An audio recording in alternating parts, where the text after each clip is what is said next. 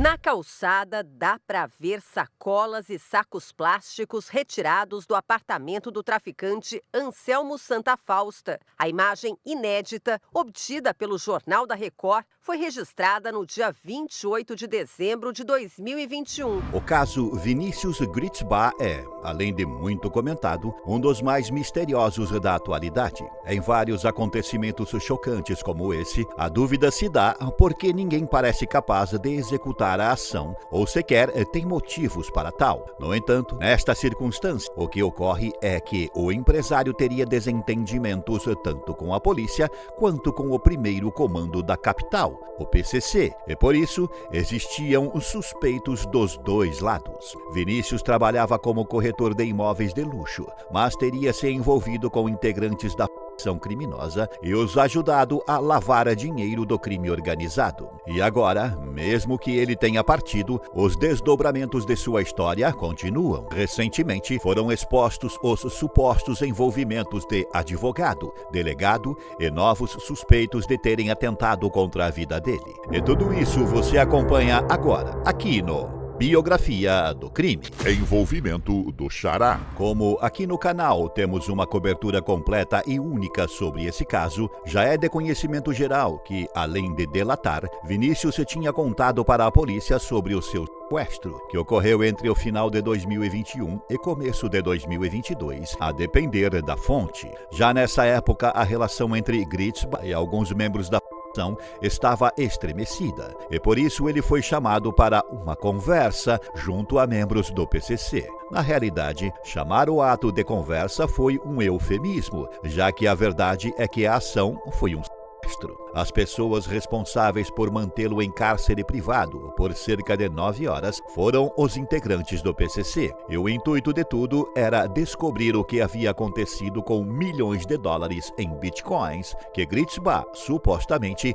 teria roubado após ordenar o ataque que tirou a vida de Anselmo Fausta, conhecido como Cara Preta, e Antônio Neto, o Sem Sangue. Além de reaver a quantia, os membros do PCC também buscavam vingar a morte dos dois. Vinícius só teria conseguido sair dessa situação com vida porque comprou sua liberdade entregando aos homens uma chave eletrônica contendo 27 milhões de reais. Mais tarde, a defesa do empresário alegou que, na verdade, ele foi libertado pois os seus sequestradores entenderam que ele não tinha nada a ver com a Cara Preta e Sem Sangue. Apesar dessa informação já ter sido revelada, um novo nome envolvido chocou muita gente, já que, além de Danilo Oliveira, Cláudio Almeida e Rafael Maeda Pires, também estaria nesse sequestro o investigador da Polícia Civil de São Paulo, Marcelo Roberto Ruggieri, conhecido como Xará. Não é a primeira vez que Xará se envolve em acusações. Em 2021, agentes e membros de uma ONG que estavam sob o seu comando tiraram a vida de Guilherme Tinério Lima, de 25 anos, um mecânico. Ele tinha saído para comprar remédios para um familiar e confundiu os agentes com ladrões, já que eles estavam atuando numa blitz clandestina sem identificação. Além de Guilherme, um homem que recolhia materiais recicláveis também foi atingido e perdeu sua vida. Após a ação, uma câmera de monitoramento capturou os integrantes da falsa blitz pegando as cápsulas e fraudando a cena do crime. Ruggieri foi preso devido à delação premiada do corretor de imóveis de luxo. Além dele, também foram presos o investigador-chefe Eduardo Monteiro, o delegado Fábio Baena, o investigador Marcelo Marques de Souza e o advogado Ahmed Hassan Saleh. Vale citar que o agente de telecomunicações da Polícia Civil, Rogério Felício, também foi alvo de um dos mandados de prisão. Após quase uma semana foragido, ele se entregou no dia 23 de dezembro. Os policiais presos vão responder por crimes de organização criminosa, ação ativa e passiva, bem como ocultação de capitais, cujas penas somadas podem alcançar 30 anos de prisão. O advogado suspeito. Mas Saleh não é o único advogado citado em suposto envolvimento em todo esse caso. Um dos nomes que mais vem chamando a atenção nos últimos tempos é de um advogado ligado diretamente ao empresário, Benjamin Samuel Costa Gonçalves. Gritzbach disse em depoimento que foi apresentado ao advogado chamado Ramsés em março de 2022. Ele teria dito ao corretor que fez uma reunião com os delegados Murilo Roque e Fábio Caipira. Atualmente, Caipira está afastado de sua função por ter sido citado na delação do empresário. Eu tenho uma história, eu tenho família, o cara vai me jogar num negócio absurdo desse? Infelizmente, não culpo o governador, mas uma coisa, um absurdo, acabou virando notícia por causa do meu afastamento. As promessas de Ramsés seriam livrar Gritzbach das acusações. Enquanto estava sendo representado por Ramsés, o advogado teria cobrado 5 milhões de reais ao empresário, sendo 800 mil reais para honorários e os outros 4,2 milhões de reais para propina. No entanto, não fica claro se esse valor foi repassado integralmente para ele. Ramsés acumula ao menos 9 boletins de ocorrência por estelionato. Em 2013, o advogado teria cobrado 60 mil reais de um cliente após alegar um falso acordo judicial. Quando o pagamento foi feito, o cliente teria descoberto que o acordo judicial não existia e ido atrás de seus direitos. De acordo com o que foi dito no canal do jornalista e repórter Ricardo Feltrin, após uma longa conversa com advogados que não estão envolvidos no caso, ele constatou que, se Ramsés de fato disse essas coisas e fez essa cobrança a Gritzbach, mas nada disso pode ser provado, ele dificilmente seria acusado.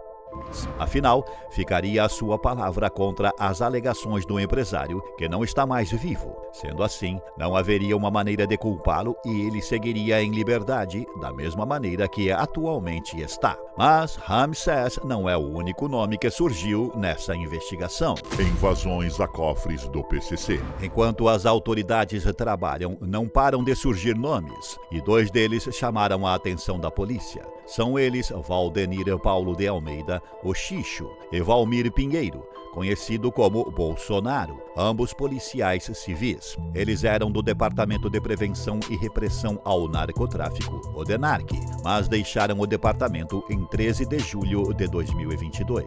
Os 2 homens estão sendo investigados por lavagem de dinheiro, corrupção passiva e associação criminosa, e teriam invadido 15 casas-cofre do PCC e levado 90 milhões da facção. As casas-cofre são lugares onde o PCC guarda itens ilícitos. Esses locais são verdadeiros bunkers ou ficam atrás de paredes falsas.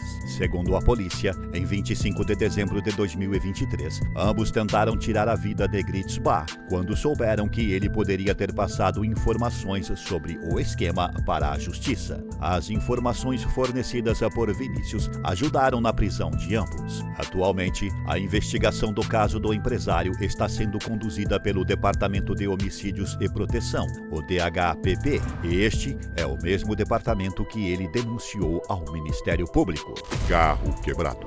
No dia em que Gritzbach perdeu a sua vida, ele esperava contar com a segurança de 5 policiais, mas 4 deles ficaram num posto de gasolina, alegando que o carro tinha quebrado. Os policiais eram Leandro Ortiz, Adolfo Oliveira Chagas, Jefferson Silva Marques de Souza e Romarques César Ferreira de Lima. Essa afirmação gera desconfiança na polícia, que acredita que é muita coincidência que o veículo tenha dado problemas logo no dia em que Vinícius sofreu o atentado. Por isso, a polícia científica e o fabricante do veículo se uniram para realizar uma perícia a fim de constatar a versão dos policiais. Uma perícia foi feita e, recentemente, as autoridades revelaram que foi mesmo encontrado um defeito no carro. No entanto, a polícia não descarta a possibilidade de que o defeito tenha sido causado propositadamente. E se você está gostando desse vídeo, considere deixar um valeu demais. Aí na aba de comentário tem um símbolo, um coração com um cifrão dentro. Para fazer uma doação em dinheiro, basta clicar nessa opção e escolher um valor. A sua contribuição é extremamente importante para o andamento do canal.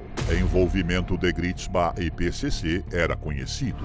Porém, mesmo que todas essas revelações pareçam algo recente, foi descoberto que, desde 2022, a polícia já sabia do envolvimento do empresário com o PCC, já que o documento oficial alega que o perfil do corretor de imóveis havia sido traçado pelas autoridades e que tratava os integrantes do PCC como prestadores de serviço. Sobre o inquérito dessa época, o empresário foi intimado, mas nunca foi à delegacia dar a sua versão dos fatos. Mas isso não perdurou por muito tempo, já que, anos depois, Vinícius voluntariamente fez a delação premiada às autoridades, citando várias pessoas que estariam agindo de maneira criminosa, inclusive nomes ligados à polícia. Gritzbach e Cara Preta.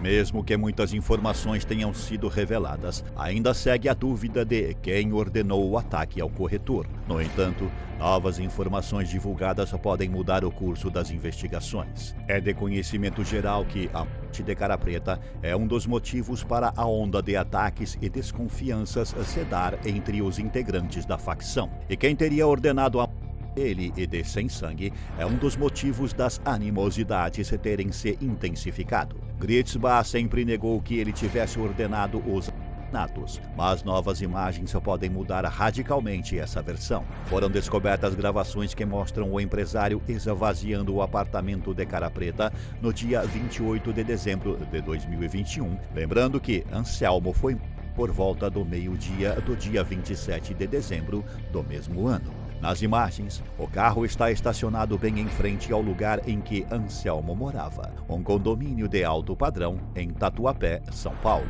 E outros dois homens colocaram todas as coisas de Anselmo em sacos pretos e as guardaram no porta-malas do veículo. Esvaziar o apartamento de Cara Preta no dia seguinte à sua é altamente suspeito. O relatório da polícia concluiu que foi feita uma verdadeira mudança no apartamento de Anselmo.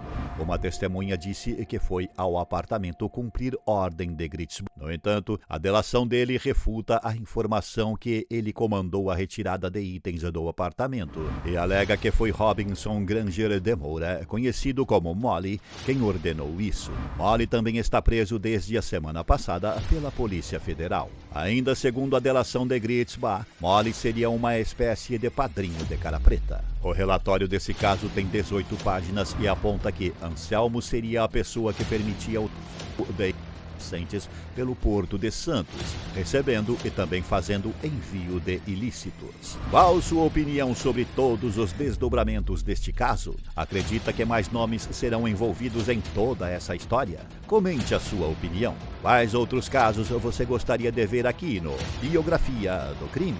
Deixe a sua sugestão nos comentários. Não se esqueça de deixar o like e se inscrever no canal. Obrigado por assistir até aqui e até a próxima.